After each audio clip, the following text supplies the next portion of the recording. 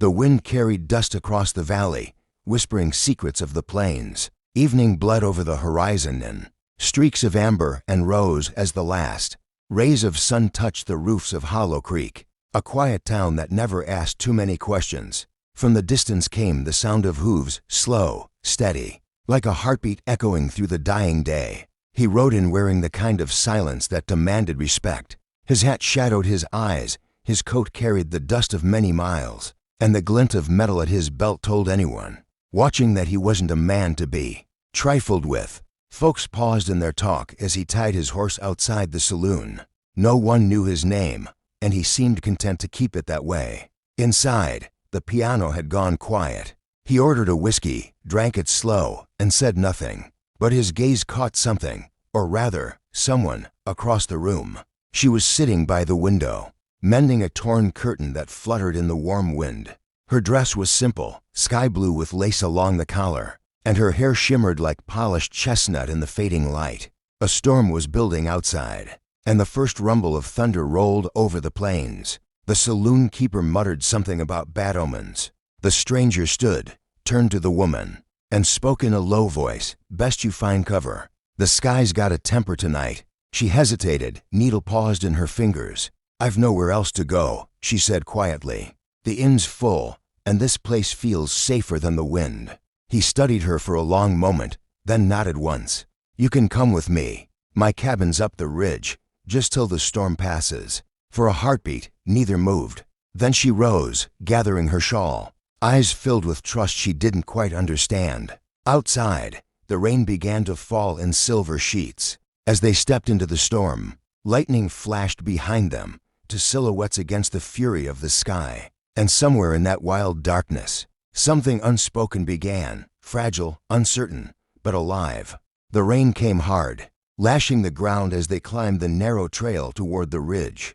Lightning forked across the sky, painting the valley in flashes of white. She held her shawl tight, her dress clinging to her knees, while he led the horse by the reins, steady and silent. The storm seemed to test their resolve, but the stranger never slowed. At last, through the downpour, a faint glow appeared, a small cabin tucked between pines and rock. Smoke rose from its chimney, the promise of warmth against the wild night. He pushed the door open, guided her inside, and the soft crackle of a fire greeted them. "Sit close," he said, shrugging off his soaked coat. "You'll catch cold if you don't dry off soon."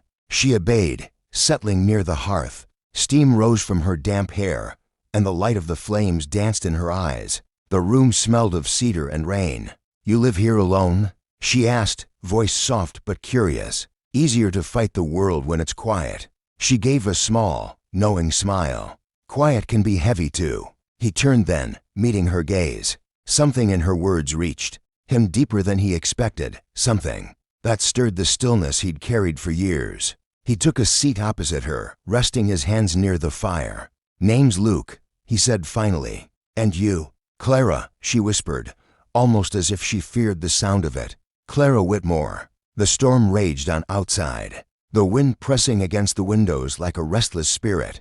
Inside, the firelight softened the edges of their faces, two strangers wrapped in warmth and wary curiosity. Luke poured her a cup of coffee, his movements slow, deliberate.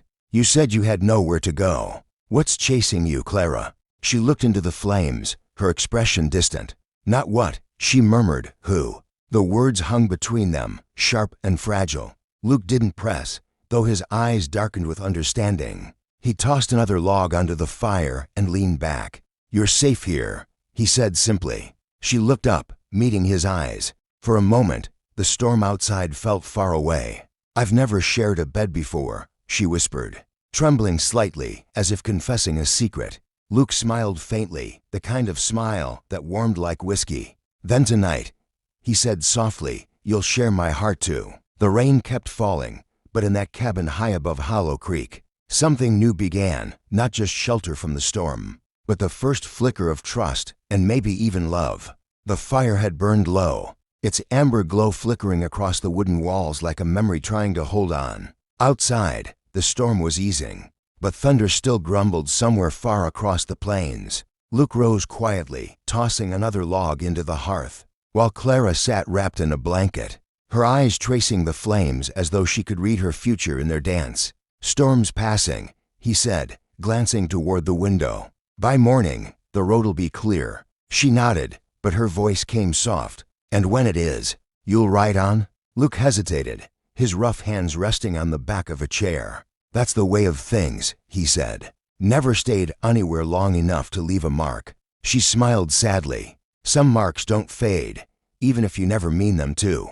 For a while, silence filled the cabin. The kind that wasn't empty. The kind that meant the hearts were learning the rhythm of each other's quiet. He poured her a little more coffee, black and strong, and sat across from her. "You're not afraid of much, are you?" she asked suddenly.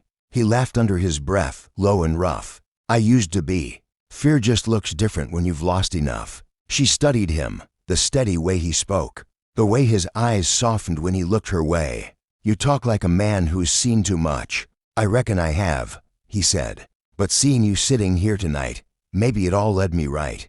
Clara's cheeks flushed at the honesty in his tone. She lowered her gaze, fingers twisting the edge of the blanket.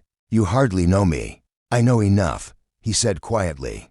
"You've got that look, someone who's been hurt, but still believes in the light." Her throat tightened, tears threatening to spill, though she fought them back. "You shouldn't be so kind," she whispered. "It'll only make leaving harder." "Sometimes, the hardest thing isn't leaving. It's letting yourself stay." The words settled between them like a promise. Outside, the rain slowed to a gentle patter. Inside, the air felt warmer, heavy with the quiet understanding of two souls who had spent too long alone. Clara smiled faintly through her tears. "Maybe. I don't want the night to end just yet." He met her gaze, his own steady, tender. And so they sat, not as strangers anymore, but as two hearts caught in the calm after the storm, both knowing that something had changed forever beneath the quiet roof of that lonely mountain cabin. Dawn crept softly over the ridge, washing the world in pale gold.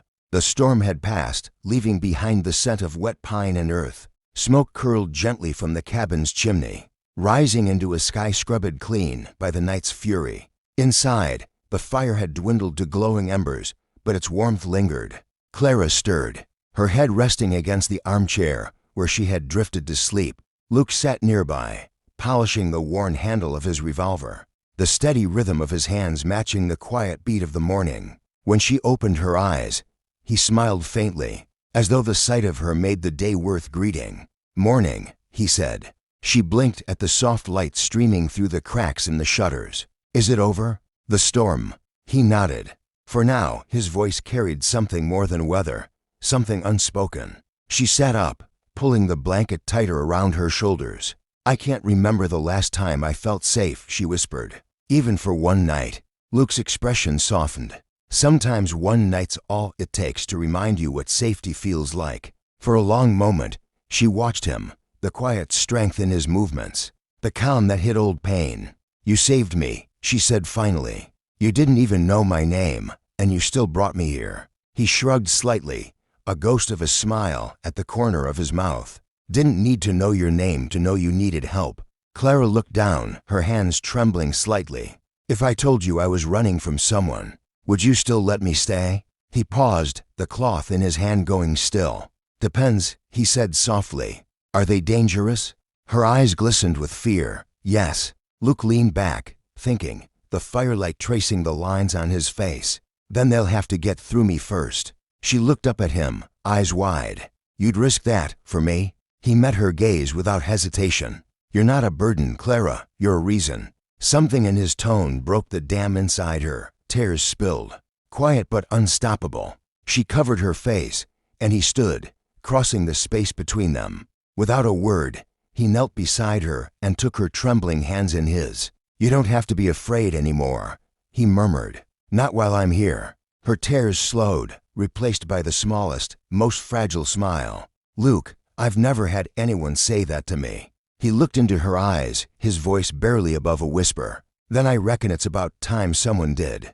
The storm had given way to calm, but for the two souls in that cabin, something deeper had begun to stir, the start of trust, of healing, and maybe the first quiet heartbeat of love.